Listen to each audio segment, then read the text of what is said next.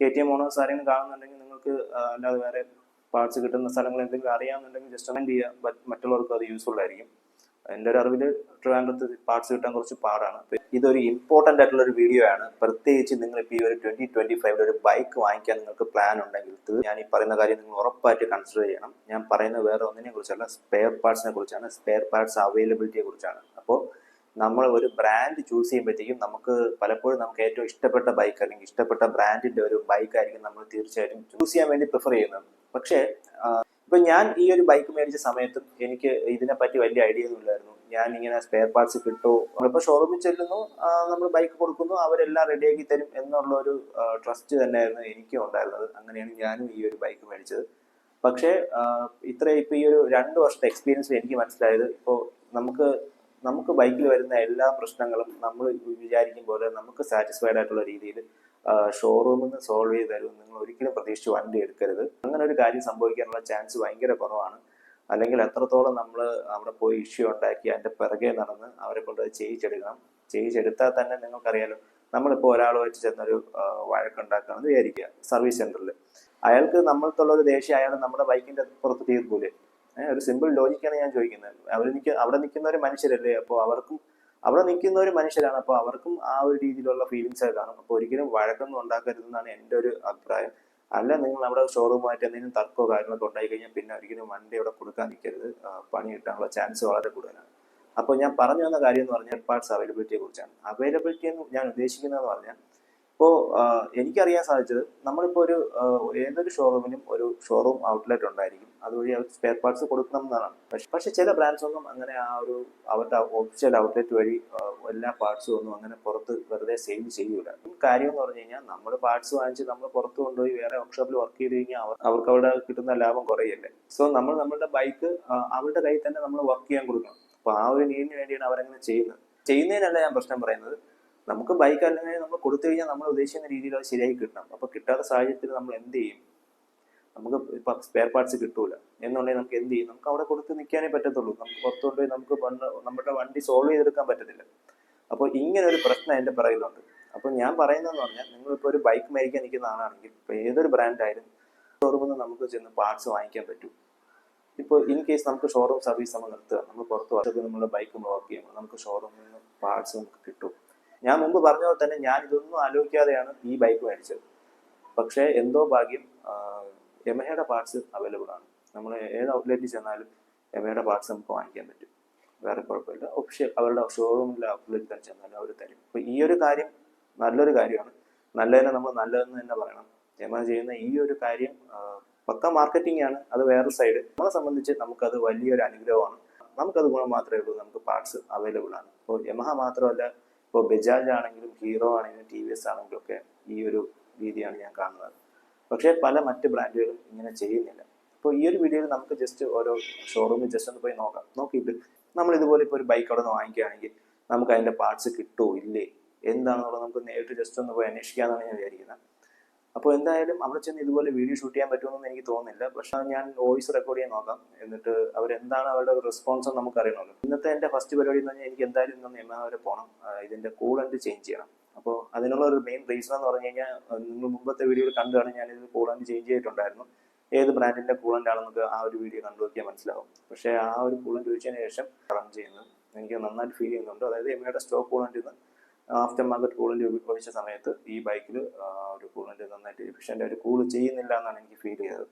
അതായത് കുറച്ച് കൂടുതൽ ഹീറ്റായിട്ടാണ് ബൈക്ക് റൺ ചെയ്യുന്നത്. ട്രാഫിക്കൊക്കെ ചെന്ന് കഴിഞ്ഞാൽ ടെമ്പറേച്ചർ പെട്ടെന്ന് അങ്ങ് റൈസ് ചെയ്യും. അപ്പോൾ ഞാൻ വിചാരിച്ചു ബാക്ക് ടു സ്റ്റോക്ക് കൂളന്റ് തന്നെ ഒഴിക്കാൻ വിചാരിച്ചു. യമഹയുടെ സ്റ്റോക്ക് കൂളന്റ് നല്ലതാണ്, വേറെ പ്രശ്നമൊന്നുമില്ല. അപ്പോൾ ഇന്നിപ്പോൾ എന്തായാലും യമഹയിൽ പോയി സ്റ്റോക്ക് കൂളന്റ് വാങ്ങിക്കണം. അതുപോലെ തന്നെ ഇതിൻ്റെ ഒരു ചെറിയൊരു ഓയിലിംഗ് വാങ്ങാനുണ്ട്. പിന്നെ വേറൊരു കാര്യം, ഈ ഒരു ബൈക്കിൻ്റെ ഈ ഒരു ഫെയറിങ്ങിൽ, ഈ ഒരു ബൈക്ക് ഒരു പ്രാവശ്യം സർവീസിന് പോയിട്ട് വന്നപ്പോഴത്തേക്കും ഫെയറിങ്ങിൽ ഒരു നട്ടില്ലായിരുന്നു. അതായത് ഈ R15 ഉള്ളതൊക്കെ അറിയാൻ പറ്റും. ഈ ഒരു ബ്ലാക്ക്, നിങ്ങൾ കാണുന്ന ഈ ഒരു ബ്ലാക്ക് ഫൈബറിന്റെ ഈ ഒരു അറ്റത്ത് ഒരു അലങ്കി നട്ട് വരും. അതുപോലെ തന്നെ ഏറ്റവും താഴെയുള്ള അണ്ടർ ബെല്ലിയിലും ഒരു അലങ്കി നട്ട് വരും. അപ്പോൾ എനിക്ക് പോയത് ഈ ഒരു സൈഡിലത്തെ അലങ്കി നട്ട് ഒരു പ്രാവശ്യം പോയി, പിന്നെ ഒരു പ്രാവശ്യം പോയിട്ട് വന്നപ്പോഴത്തേക്കും ഏറ്റവും താഴെയുള്ള അണ്ടർ ബെല്ലിയിലെ ഒരു അത് കുറച്ച് വലിയ നട്ടാണ്, അതും പോയി. പക്ഷേ ഈ സമയത്തൊക്കെ ഞാൻ തിരിച്ച് ഷോറൂമിൽ ചെന്നപ്പോഴത്തേക്കും റെഡി സ്റ്റോക്ക് അവൈലബിൾ ആയിരുന്നു. അവരപ്പോൾ തന്നെ എനിക്ക് സാധനം തന്നു. അതുകൊണ്ട് വേറെ കുഴപ്പമൊന്നുമില്ല. സാധാരണ ഈ നട്ടൊക്കെ കിട്ടാൻ ഭയങ്കര പാടാണ്. നട്ട് വരെ അവിടെ നിന്ന് കിട്ടിയ അതുകൊണ്ട് വേറെ കുഴപ്പമൊന്നുമില്ല. സോ നമുക്ക് എന്തായാലും ഷോറൂമിലൊക്കെ ജസ്റ്റ് ഒന്ന് പോയിട്ട് നോക്കാം എന്താണ് സിറ്റുവേഷൻ എന്നുള്ളത്, പാർട്സ് കിട്ടുമോ എങ്ങനെയാണെന്നുള്ളത്. അപ്പോൾ ഞാൻ വീണ്ടും പറയുന്നു, നിങ്ങൾ ഒരു ബൈക്ക് മേടിക്കാൻ നിൽക്കുകയാണെങ്കിൽ പ്ലീസ് അതിൻ്റെ പാർട്സ് അവൈലബിലിറ്റി ഒന്ന് ചെക്ക് ചെയ്യാം. ടാഗായിട്ട് കിട്ടിയാലും കുഴപ്പമില്ല, പക്ഷേ നമുക്ക് കിട്ടണം. നമുക്ക് പുറത്തുനിന്ന്, അതായത് ഇപ്പോൾ നമ്മൾ ഷോറൂമിലല്ല വണ്ടി കൊടുക്കുന്നത്, നമ്മൾ പുറത്താണ് നമ്മൾ വണ്ടി ചെയ്യുന്നത് എങ്കിൽ നമുക്ക് പോയി ചോദിച്ച പാർട്സ് അവർ തരൂ എന്താണെന്നുള്ള കാര്യം നമ്മൾ അന്വേഷിച്ച് ബൈക്ക് വാങ്ങിക്കുക. പിന്നെ ആഫ്റ്റർ ഓൾ നിങ്ങൾക്ക് ഒരു ബൈക്ക് ഭയങ്കര ഇഷ്ടമാണ്, ഇപ്പോൾ എക്സാമ്പിൾ ഇപ്പോൾ KTMന്റെ ബൈക്സ് ഭയങ്കര ഇഷ്ടമാണെന്ന് വിചാരിക്കുക, വാങ്ങിച്ചേ പറ്റൂ എന്നുണ്ടെന്നുണ്ടെങ്കിൽ ജസ്റ്റ് ഗോ ഫോർ ഇറ്റ്, വാങ്ങിക്കുക. നമുക്ക് ഇഷ്ടപ്പെട്ട ഒരു ബൈക്ക്, നമുക്ക് അത്രത്തോളം ഇഷ്ടപ്പെട്ട ഒരു ബൈക്കാണെങ്കിൽ നമ്മൾ അതിൻ്റെ പാർട്സ് കണ്ടുപിടിക്കാനുള്ള വഴികൾ നമ്മൾ ഓട്ടോമാറ്റിക് കണ്ടുപിടിച്ചോളും. പക്ഷെ ഞാൻ ജസ്റ്റ് ഒരു പ്രാക്ടിക്കാലിറ്റി പറഞ്ഞാണ്. ഇപ്പോൾ പ്രാക്ടിക്കാലിറ്റി ഒരാൾ ബൈക്ക് വാങ്ങിച്ചിട്ട് ഇതുപോലൊരു ഇഷ്യൂ വന്നു കഴിഞ്ഞാൽ അയാൾക്ക് സോൾവ് ചെയ്യാൻ ബുദ്ധിമുട്ടായിരിക്കും. അങ്ങനെയുള്ള ആൾക്കാർക്ക് ഈ ബൈക്കിന്റെ പിറകെ നടക്കാനൊന്നുമുള്ളൊരു മൈൻഡ് ഉണ്ടാവില്ല. അപ്പോൾ അങ്ങനെ വരുമ്പോഴത്തേക്ക് ഇങ്ങനെയുള്ള കുറേ പ്രശ്നങ്ങൾ അതിൻ്റെ പിറകിലുണ്ട്. അപ്പോൾ അത് മാത്രമാണ് ഞാൻ പറഞ്ഞത്. അല്ല, നിങ്ങൾക്കൊരു ബൈക്ക് ഭയങ്കര ഇഷ്ടമാണെന്നുണ്ടെങ്കിൽ ജസ്റ്റ് പോയി വാങ്ങിക്കുക, വേറെ ഒന്നും ആലോചിക്കേണ്ട. പാർട്സൊക്കെ എന്തായാലും നമുക്ക് ആ സമയത്ത് നമ്മൾ ആരെങ്കിലും ഒക്കെ സഹായിക്കും, നമുക്ക് പാർട്സൊക്കെ വന്നു ചേരും. ആ സമയത്ത് നമ്മൾ സഹായിക്കാനൊക്കെ ആരെങ്കിലും കാണും എന്നുള്ള വിശ്വാസത്തിൽ നമുക്ക് ജസ്റ്റ് ബൈക്ക് വാങ്ങിക്കാവുന്നേ ഉള്ളൂ. പിന്നെ ഇപ്പോൾ ട്രിവാൻഡ്രത്ത് KTMന്റെ പാർട്സ് കിട്ടാൻ കുറച്ച് പാടാണ്. അത് കാരണം എന്ന് പറഞ്ഞു കഴിഞ്ഞാൽ, ഇപ്പോൾ ഞാൻ കുറച്ചാൾ ഞാൻ കണ്ടതാണ്, എൻ്റെ ഫ്രണ്ടാണെങ്കിൽ അവൻ്റെ വർക്ക്ഷോപ്പിൽ പാർട്സ് അവൻ ബൈക്സിന് എടുക്കുന്നതെന്ന് പറഞ്ഞാൽ കൊല്ലത്ത് പോയിട്ടാണ് എടുക്കുന്നത്. അവിടെ തന്നെ ചില സമയത്ത് ചെല്ലുമ്പോഴത്തേക്കും പാർട്സ് ഉണ്ടാവില്ല, അവർ ഓർഡർ ചെയ്ത് വരുത്തിയൊക്കെ ആയിരിക്കും കൊടുക്കുന്നത്. ട്രിവാൻഡ്രത്ത് അല്ലാതെ ഇതിൻ്റെ പാർട്സ് കിട്ടാൻ ഭയങ്കര പാടാണ്. പിന്നെ KTM ഓണേഴ്സ് ആരെങ്കിലും കാണുന്നുണ്ടെങ്കിൽ നിങ്ങൾക്ക് അല്ലാതെ വേറെ പാർട്സ് കിട്ടുന്ന സ്ഥലങ്ങൾ എന്തെങ്കിലും അറിയാമെന്നുണ്ടെങ്കിൽ ജസ്റ്റ് ഒന്ന് താഴെ കമൻറ്റ് ചെയ്യുക, മറ്റുള്ളവർക്ക് അത് യൂസ്ഫുൾ ആയിരിക്കും. എൻ്റെ ഒരു അറിവിൽ ട്രിവാൻഡ്രത്ത് പാർട്സ് കിട്ടാൻ കുറച്ച് പാടാണ്. അപ്പോൾ ഇതൊക്കെ മനസ്സിലാക്കിയിട്ട് മാത്രം ബൈക്ക് വാങ്ങിക്കുക. ചേട്ടാ, ഈ R15 എമ്മിന് വരുന്ന സൈഡിൽ വരുന്ന പാൻറ്റില്ലേ ബ്ലാക്ക് കളറിൽ, അതൊക്കെ ഇവിടെ സ്റ്റോക്ക് അവൈലബിൾ ആണോ ചേട്ടാ? പിന്നെ ഈ ഹെഡിൽ വരുന്ന വാൽവും പിന്നെ ക്രാങ്ക് ഷാഫ്റ്റിലെ അത് പാൻറ് 2100 സാറേ. 2100 അല്ലേ? അത് അവൈലബിൾ ആണോ? മോൺസ്റ്ററിന്റെ കണ്ടല്ലേ? മോൺസ്റ്റർ അല്ല, എമ്മിൻ്റെ ബ്ലാക്ക് എമ്മിന്റെ, സിൽവർ എമ്മിന്റെ. ആ, ഇപ്പം വേണ്ട, ഞാൻ അറിയാൻ വേണ്ടി ചോദിക്കുകയാണേ. സ്റ്റോക്ക് ഉണ്ട്, വരുമ്പോൾ വിളിച്ച് വന്നാൽ മതി, ഇല്ല നോക്കി എടുക്കാം. വെട്ടിങ് തരാം, സാധനം ഉണ്ടല്ലേ? ഇപ്പോൾ സാധനത്ത് കണ്ട് കൂളൻറ്റും പിന്നെ ഓയിൽ ഫിൽറ്ററിൻ്റെ അവിടെ വരുന്ന ഓറിങ് ഫുൾ സെറ്റ് ആയിട്ടാണ്.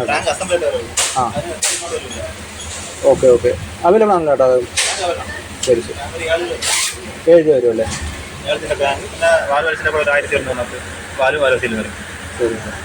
ശരി ശരി, ഓക്കെ ഏട്ടാ, താങ്ക്സ്.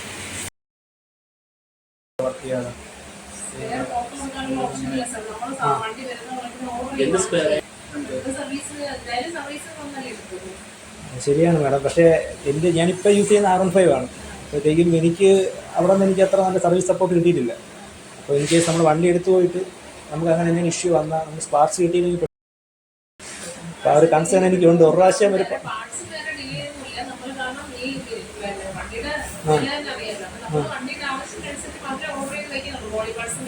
ഓക്കെ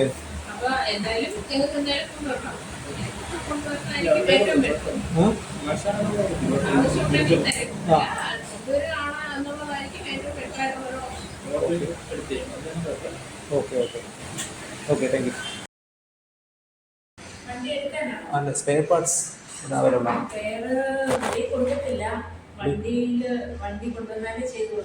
വണ്ടി കൊണ്ടുവന്നാലേ ചെയ്തു കൊടുക്കോളാം.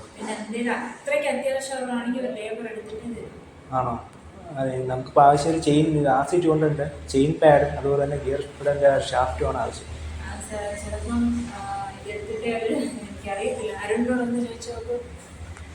നമുക്ക് വേറെ എവിടെ കിട്ടും ചേച്ചി ഇതിൻ്റെ പാർട്സ്? കൊല്ലത്തോണം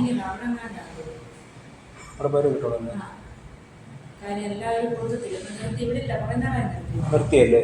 പാർട്സ് കൊടുക്കൂല. ഓക്കെ ശരി, thank you. NS200 crank assembly ആണോ സ്റ്റോക്ക്?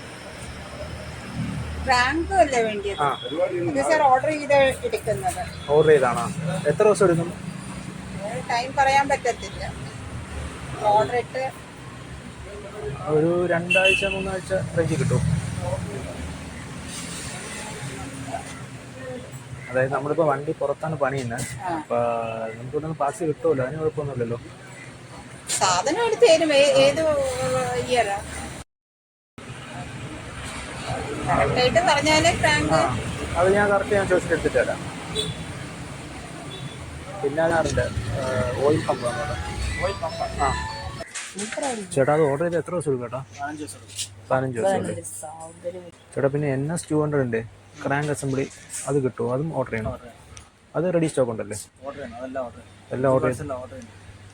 ഓക്കെ, അത് ഇത് ഈ ഒരു റേഞ്ച് തന്നെ കേട്ടോ, 15 ദിവസം. സ്പെയർ പാർട്സ് ഈ ഹോണ്ട ഹൈനസിൻ്റെ റയർ RS, ഈ rear brake master centre available ആണോ എന്ന് അറിയാം. ആ കിറ്റ് ഇരിപ്പുണ്ട് 400 രൂപ ഫുൾ കിറ്റ് ആയിട്ടാണോ? മാസ്റ്റർ സിലിണ്ടർ എല്ലാം കൂടെ വരുന്ന കിറ്റ്, അതായത് മാസ്റ്റർ സിലിണ്ടറിന്റെ കിറ്റ് മാത്രമല്ലോ, അല്ല കാലിപ്പർ അല്ലല്ലോ സർവീസ്, ഇതല്ലല്ലോ. അല്ലല്ലോ കാലിപ്പർ അല്ല, ഫ്രണ്ട് ബ്രേക്ക് സെറ്റിൻ്റെ അവിടെ വരുന്ന റിയർ ബ്രേക്സിന്റെ. ആ ഈ ഒരു സെറ്റ് കേട്ടോ, അത് അതാണ് വരുന്നത്. 400 രൂപയ്ക്ക് അടുത്തത്. 400 രൂപ അല്ലേ? ശരി, കേട്ടോ അവൈലബിൾ ആണല്ലേ? പാർട്ട് കുറവാണ്, വണ്ടി കൊണ്ടുവരികയാണെങ്കിൽ വിൽക്കാനുള്ള പാർട്ട്, അല്ലാതെ കൊടുക്കില്ല. അല്ലാതെ കൊടുക്കാനുള്ള പാർട്ട് കുറവാണ്, 3 പീസ്. ഓക്കെ, കൗണ്ടറിനുള്ള എമൗണ്ട് ഇല്ല പാർട്ട് കൊടുക്കാൻ. 5 താഴെ നമുക്ക് അധികം കൗണ്ടറിന് യൂസ് ചെയ്യില്ല. വണ്ടി കൊണ്ടുവരികയാണെങ്കിൽ ഫിക്സ് ചെയ്ത്. ഓക്കെ ശരി. അതിന്റെ നമ്പർ ഒന്നും ഉണ്ട്, കൊണ്ടുവരുന്നതിന് ഇവിടെ ഒന്ന് വിളിച്ചാൽ എന്തേലും. ഇതൊക്കെയാണ് അവസ്ഥ. നമ്മളിപ്പോൾ ഒരു ബൈക്ക് വാങ്ങിച്ചതിന് ശേഷം നമ്മളൊരു ഡീലർഷിപ്പിൽ അതിൻ്റെ പാർട്സിന് ചെല്ലുമ്പോൾ അതിൻ്റെ നമുക്ക് കിട്ടുന്ന ഒരു റെസ്പോൺസ് ഇതാണ്. ഓക്കെ, വെയിറ്റ് ചെയ്യാൻ പറയുന്നുണ്ട്. ആ ഒരു 15 ദിവസം കഴിഞ്ഞാൽ കിട്ടുമോ എന്നുള്ള കാര്യത്തിൽ എനിക്ക് വലിയ ഉറപ്പൊന്നുമില്ല. ചിലപ്പോൾ കിട്ടാം, കിട്ടാതിരിക്കാം. പിന്നെ ചില ബ്രാൻഡിലൊക്കെ നിൽക്കുന്നവരാണെങ്കിൽ ഓപ്പണായിട്ട് തന്നെ പറയുന്നുണ്ട് അവർ പുറത്ത് പാർട്സ് കൊടുക്കില്ല എന്നുള്ളത്. പിന്നെ ചില ബ്രാൻഡ് നമുക്ക് തരുന്നുണ്ട്. അപ്പോൾ അത്യാവശ്യം കുറച്ച് ബ്രാൻഡ്സ് ഞാൻ ജസ്റ്റ് ഒന്ന് ചൂസ് ചെയ്ത് ഞാൻ ഇതിൽ ആഡ് ചെയ്താണ്. എല്ലാ സ്ഥലത്തും പോകാനുള്ള ഒരു ഓപ്ഷൻ എനിക്കില്ല. ഇതിൽ ഇപ്പോൾ മിക്ക ബ്രാൻഡിൻ്റെയും നമുക്ക് അതായത് ഇപ്പോൾ ഒരു TVS ആണെങ്കിലും ഹീറോ ആണെങ്കിലും ഇന്ത്യൻ ബ്രാൻഡ്സ് എല്ലാം നമുക്ക് സ്പെയർ പാർട്സ് കിട്ടുന്നുണ്ട് എന്നാണ് എനിക്ക് അറിയാൻ സാധിച്ചത്. കാരണം എൻ്റെ ഫ്രണ്ട്സ് വർക്ക്ഷോപ്പിൽ വർക്ക് ചെയ്യുന്നതുകൊണ്ട് ഞാൻ അവിടുത്തെ ഇതൊക്കെ അന്വേഷിച്ചപ്പോഴത്തേക്കും അവർക്ക് ആ ബ്രാൻഡ്സിൽ നിന്നെല്ലാം പാർട്സ് കിട്ടുന്നുണ്ട്. പക്ഷേ മറ്റു ചില ബ്രാൻഡ്സിൽ നിന്ന് ഇതുപോലെ പാർട്സ് കിട്ടാത്ത സാഹചര്യം വരുന്നുണ്ട്. അപ്പോൾ ഇങ്ങനെ കുറച്ച് പ്രശ്നമുണ്ട്. പ്രാക്ടിക്കലി ചിന്തിക്കുന്ന ഒരാൾക്ക് ഇതൊരു പ്രശ്നം തന്നെയാണ്. നമുക്ക് ഇപ്പോൾ ഒരു പ്രശ്നം ബൈക്കിന് വന്നു, നമുക്കിപ്പോൾ നിങ്ങൾക്ക് ഭാഗ്യമുണ്ടെങ്കിൽ ഡീലർഷിപ്പിൽ തന്നെ അത് സോൾവ് ചെയ്ത് കിട്ടും. സോൾവ് ചെയ്ത് കിട്ടിയില്ല എന്നുണ്ടെങ്കിൽ എന്നെ പോലെയൊക്കെ പുറത്ത് കൊടുക്കേണ്ടി വരും. എൻ്റെ ബൈക്ക് ഡീലർഷിപ്പിൽ ഞാൻ കൊടുത്തിട്ട് എന്താണ് അവസ്ഥ എന്നുള്ള ഡീറ്റെയിൽ ആയിട്ടുള്ള വീഡിയോ ഞാൻ ഇട്ടിട്ടുണ്ട്. ഒട്ടുമിക്ക എല്ലാ ഡീലർഷിപ്പിൻ്റെ അവസ്ഥ ഇതൊക്കെ തന്നെയാണ്. നമ്മുടെ ബൈക്ക് പെർഫെക്റ്റായി കിട്ടിക്കഴിഞ്ഞാൽ ഭാഗ്യം, ഇല്ലെങ്കിൽ പോയി എന്ന് വിചാരിക്കാനേ പറ്റത്തുള്ളൂ. ഇല്ലെങ്കിൽ പോയി. അപ്പോൾ ആ ഒരു ടൈമിൽ നമുക്ക് നമ്മുടെ ബൈക്ക് ശരിയാക്കണമെങ്കിൽ നമുക്ക് അത്യാവശ്യം നന്നായിട്ട് വർക്ക് ചെയ്യുന്ന ഒരു മെക്കാനിക്കിനെ കിട്ടിയേ പറ്റുള്ളൂ. അപ്പോൾ അത് നമ്മൾ പുറത്തുനിന്നായിരിക്കും ചിലപ്പോൾ നമുക്ക് സോഴ്സ് ചെയ്ത് കിട്ടുന്നത്. അപ്പോൾ അങ്ങനെയാണെങ്കിൽ നമുക്ക് പാർട്സ് ഇല്ലാതെ നമ്മൾ എങ്ങനെ വർക്ക് ചെയ്യും? അപ്പോൾ ഇതാണ് എൻ്റെ ഒരു കൺസേൺ. അപ്പോൾ നിങ്ങളും ജസ്റ്റ് ഇതൊന്ന് മൈൻഡിൽ വയ്ക്കുക. ബൈക്ക് വാങ്ങിക്കാൻ നിങ്ങൾ ബൈക്ക് വാങ്ങിക്കാനുള്ള ഡിസിഷൻ എടുക്കുന്ന സമയത്ത്. പിന്നെ എൻ്റെ ഒരു പോയിന്റ് ഓഫ് വ്യൂവിൽ ഞാൻ വേറൊരു കാര്യം കൂടെ പറയാം. നിങ്ങൾക്കിപ്പോൾ ഒരു ബൈക്ക് ഭയങ്കര ഇഷ്ടമാണ്, അത്രയ്ക്ക് ഇഷ്ടമാണ്, ഡ്രീം ആണെന്നുണ്ടെങ്കിൽ ജസ്റ്റ് പോയി വാങ്ങിക്കുക. ഇപ്പോൾ സ്പെയർ പാർട്സ് കിട്ടാത്ത വണ്ടിയാണെങ്കിലും നിങ്ങൾക്ക് അതിനോട് അത്ര ഇഷ്ടമുണ്ടെങ്കിൽ നിങ്ങൾ അതിന് പാർട്സ് സോഴ്സ് ചെയ്തിരിക്കും. അത് എവിടെ നിന്നാണെങ്കിലും നിങ്ങൾ സോഴ്സ് ചെയ്തിരിക്കും. അതുകൊണ്ട് ഇതൊന്നും ഒരു ഡീൽ ബ്രേക്കർ പ്രശ്നങ്ങളൊന്നുമല്ല. നമ്മൾ വിചാരിച്ചാൽ നടക്കാത്ത കാര്യമില്ല. അപ്പോൾ അതുകൊണ്ട് നിങ്ങൾക്ക് അത്രയ്ക്ക് ഇഷ്ടമാണെങ്കിൽ നിങ്ങൾ വാങ്ങിക്കുക. അല്ലാന്നുണ്ടെങ്കിൽ കുറച്ച് ആലോചിച്ചിട്ട് മാത്രം ഒരു തീരുമാനം എടുക്കുക.